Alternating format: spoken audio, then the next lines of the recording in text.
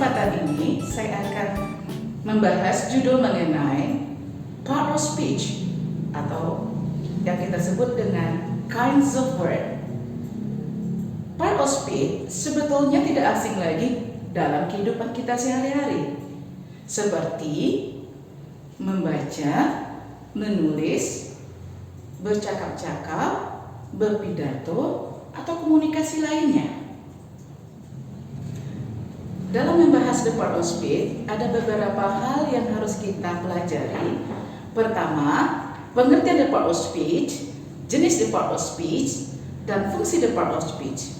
Untuk lebih jelasnya, lihatlah contoh berikut ini. My son went to Japan yesterday. My pronoun, son, noun, when, verb, to, preposition, Japan, noun, yesterday, adverb. Well, cukup mudah bukan? Untuk lebih jelasnya, mari kita simak slide berikut ini. Pembahasan kita kali ini mengenai part of speech. Materi ini cukup mudah dan saya yakin semuanya pernah menggunakan salah satu atau lebih part of speech ini. Well, nanti kamu semua akan tahu sendiri setelah menonton video ini hingga selesai. Tapi pertama-tama di sini pembahasan akan memfokuskan kepada pengertian part of speech, macam part of speech, dan ditambahkan dengan beberapa contoh kalimat di dalam part of speech. Oke, supaya tidak memperpanjang waktu, kita mulai saja pembahasan ini, yaitu pengertian part of speech atau yang disebut dengan kinds of word. Part of speech adalah bagian-bagian yang digunakan untuk membentuk suatu kalimat dalam bahasa Inggris. Kenapa kita menggunakan part of speech ini dalam pembentukan kalimat? Contoh, perhatikan kalimat di bawah ini. My son went to Japan yesterday. My pronoun, sound, noun, verb, when, to, preposition, Japan, noun, and yesterday, adverb.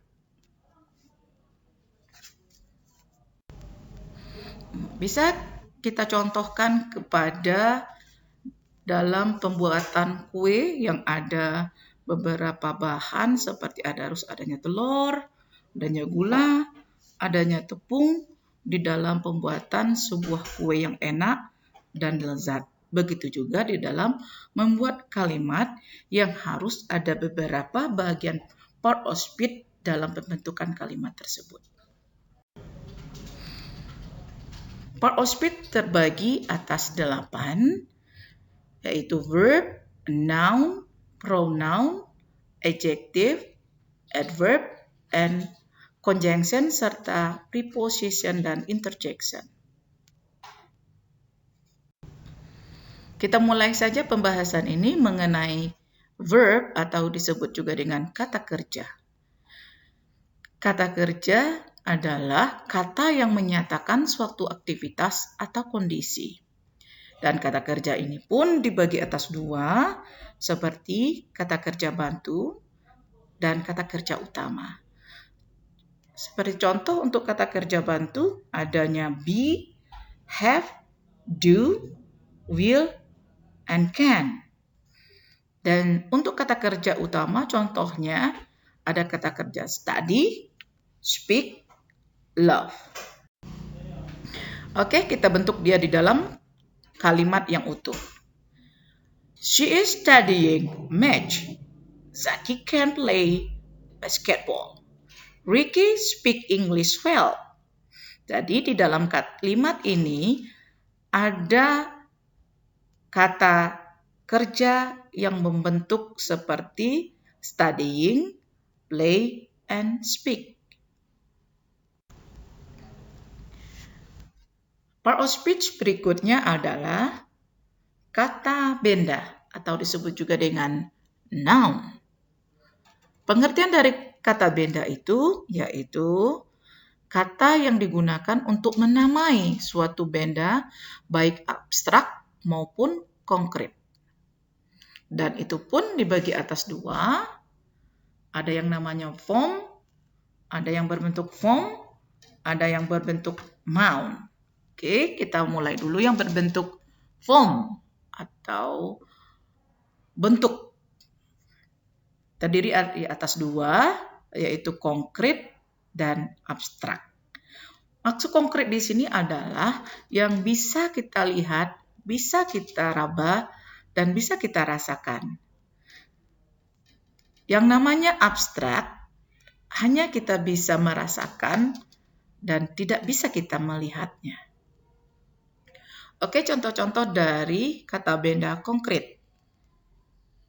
Ada yang disebut dengan proper noun, common noun, dan collective noun. Proper noun seperti Robert Jessica, Udin, dan etc. Yang ini merupakan contoh-contoh dari konkret, kata benda yang konkret yang bisa kita lihat dan bisa kita rasakan. Kemudian common noun seperti bicycle, car, mountain, and goal, atau yang lain-lainnya. Material noun seperti contoh gold, iron, oil, and pen. Kemudian ada lagi yang disebut dengan collective noun seperti lock, parliament, division, fleet, atau disebut juga dengan kapal perang. Itulah beberapa contoh dari bagian-bagian kata kerja yang tergabung ke dalam konkret. Next, kita masuk kepada yang abstrak, kata benda abstrak. Seperti adanya condition yang tidak bisa kita lihat, tidak bisa kita raba, tapi kita dapat merasakannya. Contohnya life, faith, sight, friendship, and etc.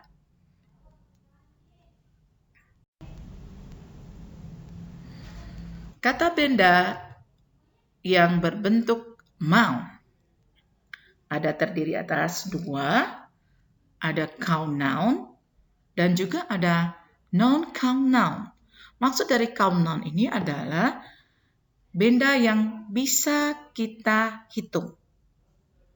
Kemudian ada benda yang tidak bisa kita hitung yang disebut dengan non-count noun. Oke, kita bahas dulu satu persatu. Yang disebut dengan count noun itu yang bagaimana, apa saja yang melekat di count noun tersebut. May be preceded by a or an in the singular, a chair, an umbrella. Maksud di sini adalah kita hanya menambahkan kata-kata atau artikel a atau an untuk jenis-jenis benda yang bisa dihitung atau yang tunggal. Untuk atau artikel untuk singular yang menggunakan yang mana awal dari kata benda itu silabelnya huruf mati. Seperti a chair. Bagaimana dengan penggunaan an atau artikel an yang mana kita bisa menempatkannya di awal kata atau pendamping kata atau juga penentu jumlah kata. Jumlah, maksud saya di sini adalah jumlah kata benda, yaitu jika kata benda itu diawali dengan huruf hidup atau huruf vokal seperti a, i, u, e, o, e, i, u, e, o. Makanya kita menggunakan untuk penggunaan singular, kita tambahkanlah artikel N. Well, bagaimana dengan untuk yang penambahan atau takes a final S, a S in the plural? Maksudnya di sini adalah kata benda yang penggunaannya menggunakan S, penambahan S, atau penambahan S di belakang kata benda itu untuk menentukan atau menunjukkan jumlah benda tersebut. Berarti penambahan S dan ES di sini adalah benda itu bisa dapat dihitung. Bisa dengan menggunakan nominal misalnya, seperti menggunakan penanda some, several, a few, many, and dan lain-lainnya. Contohnya di sini adalah two chairs, some chairs, a lot of chairs, and many chairs. Jadi bisa kita lihat di sini bahwa kata benda yang bisa dihitung itu dalam bentuk plural, kita hanya menambahkan S dan ES di belakangnya. Oke, kita pindah lagi kepada noun, count noun, atau benda yang tidak bisa dihitung. Atau juga kita sebut dengan is not immediately preceded by a or an, atau article a or an. Dan contohnya di sini adalah Anne has brown hair. Plural di sini tidak memiliki penambahan S atau ES. Kenapa? Karena bendanya ini tidak bisa dihitung. Kita hanya menambahkan S atau ES jika benda itu bisa dihitung. Bagaimana kalau kita bendanya tidak bisa dihitung atau non-count noun, hanya kita bisa menambahkan S pada benda jika benda itu bisa dihitung kalau kita menggunakan medianya. Seperti I need 2 cup of coffee.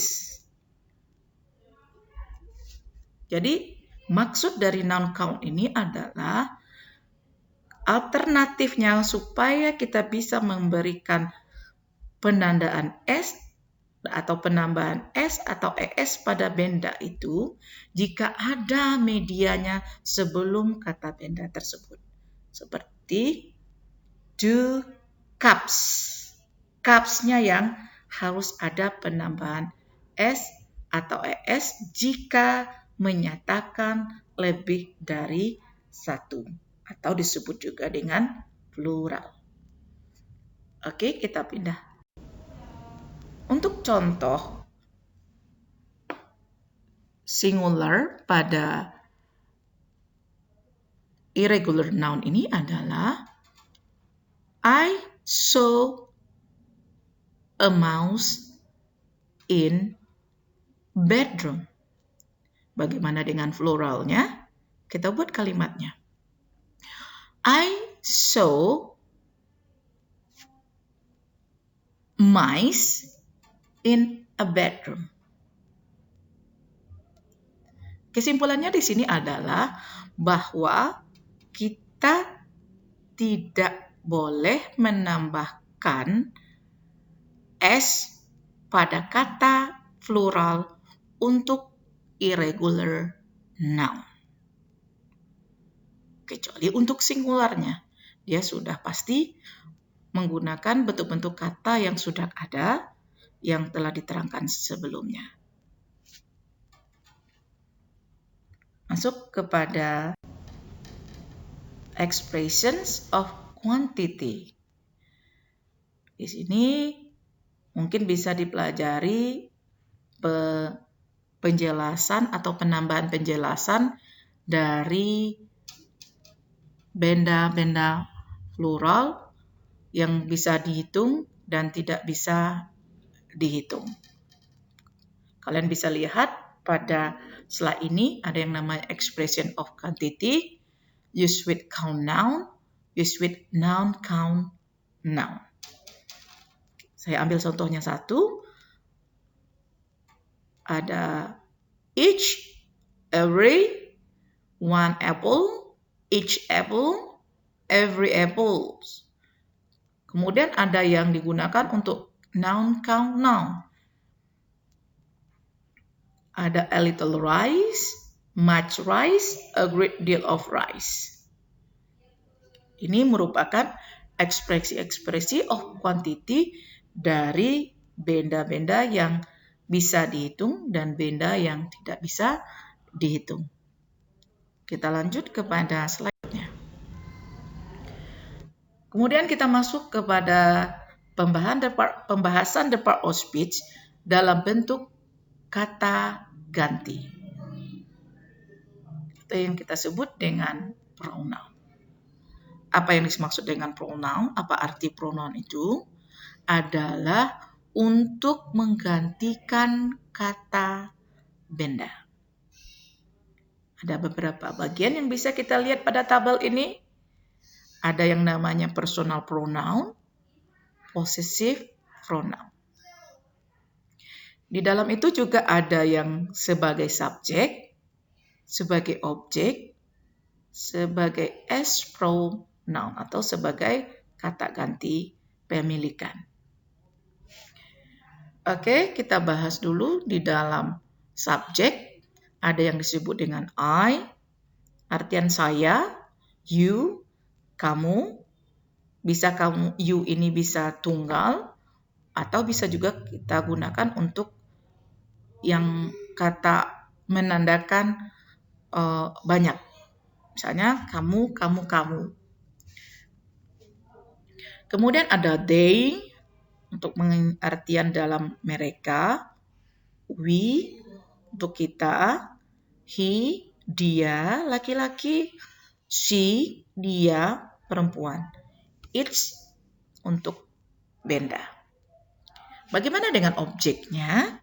Ada yang disebut dengan me. I itu menjadi me.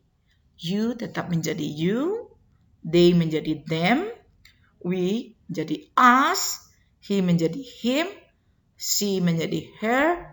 It tetaplah it.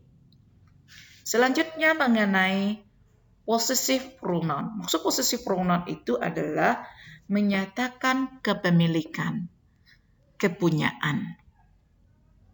Di sini juga dibagi atas dua. Ada sebagai possessive pronoun as objective, kemudian possessive pronoun as pronoun. Seperti contoh, my,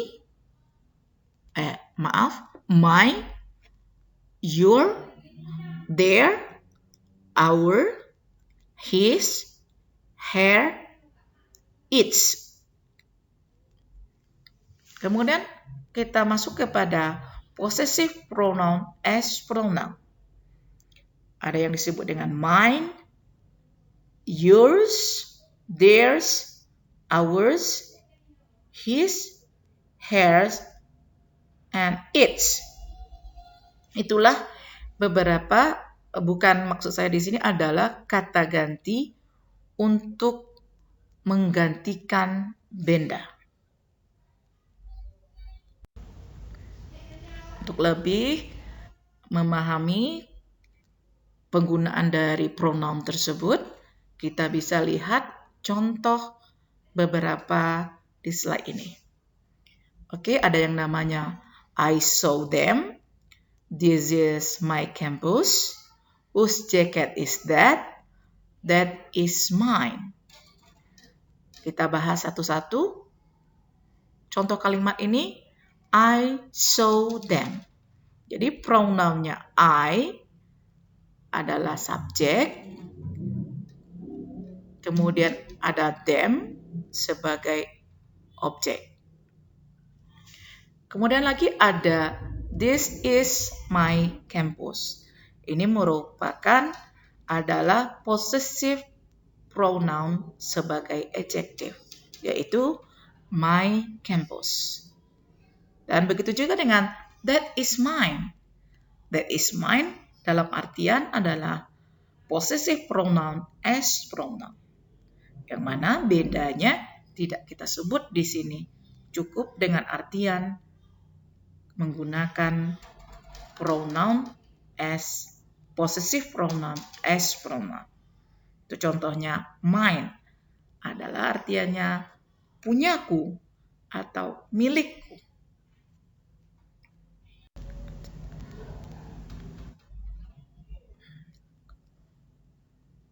Kemudian ada lagi di slide ini adalah pembahasan mengenai beside pronoun above, there is also genitive case or possessive case, atau kita sebut juga dalam bentuk kepemilikan, yang digunakan penambahan apostrofi atau penambahan s pada belakang kata, koma s.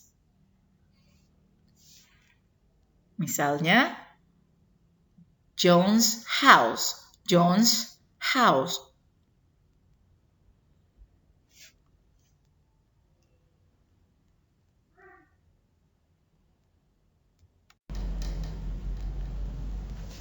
Oke, di sini saya akan memberikan contoh kalimat yang lengkap di dalam sebuah penggunaan adjektif.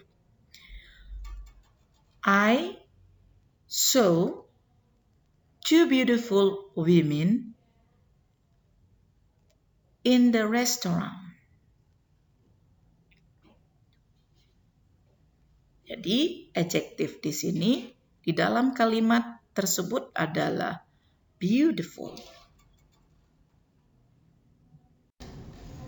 Selanjutnya adalah pembahasan mengenai adverb atau disebut juga dengan kata keterangan.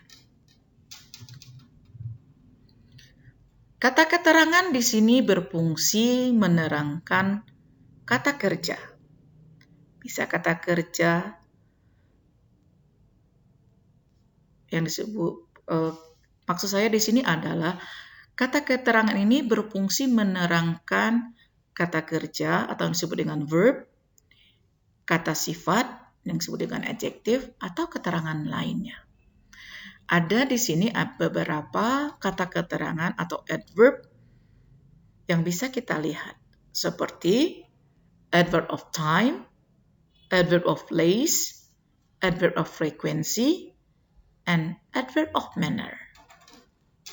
Adverb of time sudah jelas di sini menjelaskan mungkinkah jam berapa, waktunya jam berapa, dan saatnya seperti adanya morning, night, ada evening, atau in afternoon. Bagaimana dengan adverb of place? Contohnya di sini bisa kita gunakan here, there, Jakarta, maybe, atau Amerika untuk menyatakan keterangan tempat. Kemudian lagi ada yang disebut dengan adverb of frequency.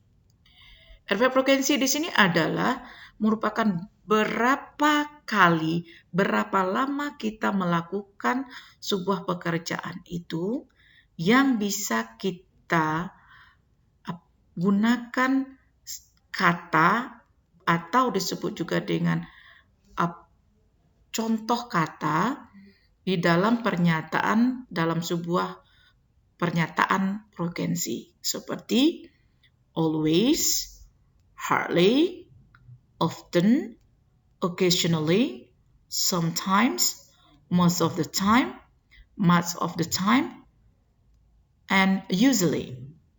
Ini merupakan adalah kata keterangan frekuensi.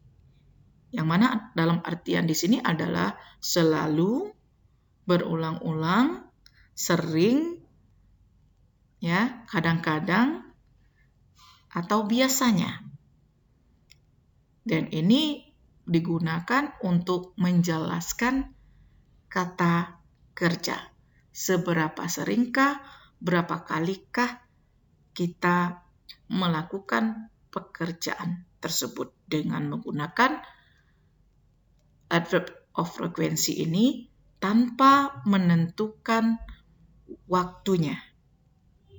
Hanya menggunakan kata seperti always tadi untuk menentukan beberapa kali, berapa banyak melakukan pekerjaan di dalam sebuah kegiatan. Oke, kita masuk lagi kepada adverb of manner. Adverb of manner biasanya hanya digunakan penambahan li pada sebuah kata sifat. Seperti contohnya di sini adalah actively, boldly, easily, fluently, gladly, and exactly.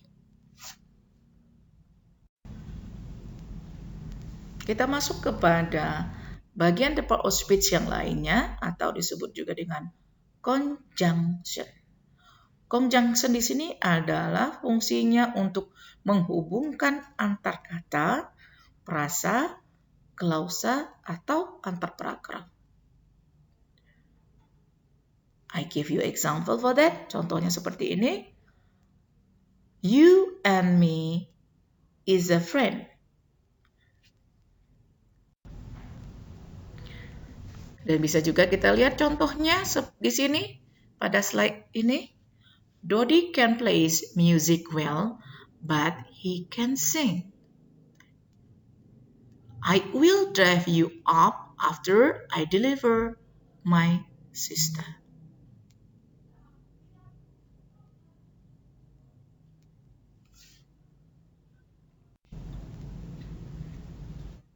Kemudian kita masuk kepada preposition. Preposition di sini adalah maksud dari preposition ini adalah memberi petunjuk di mana petunjuk tersebut menyatakan keterangan tempatkah di pada suatu daerahkah atau pada suatu areakah. Contoh di sini ada in, on, at, under, behind, beside, up, by, below, above, with, without, after, before. Baiklah, di sini akan saya berikan contoh untuk penggunaan preposition ini atau salah satu contoh-contoh dari preposition ini atau kata depan. Contohnya yaitu I live in Sungai Penuh. She came to my house after I was doing my homework. Oke. Penjelasan selanjutnya adalah mengenai interjection. Ini merupakan bagian the part of speech yang paling terakhir.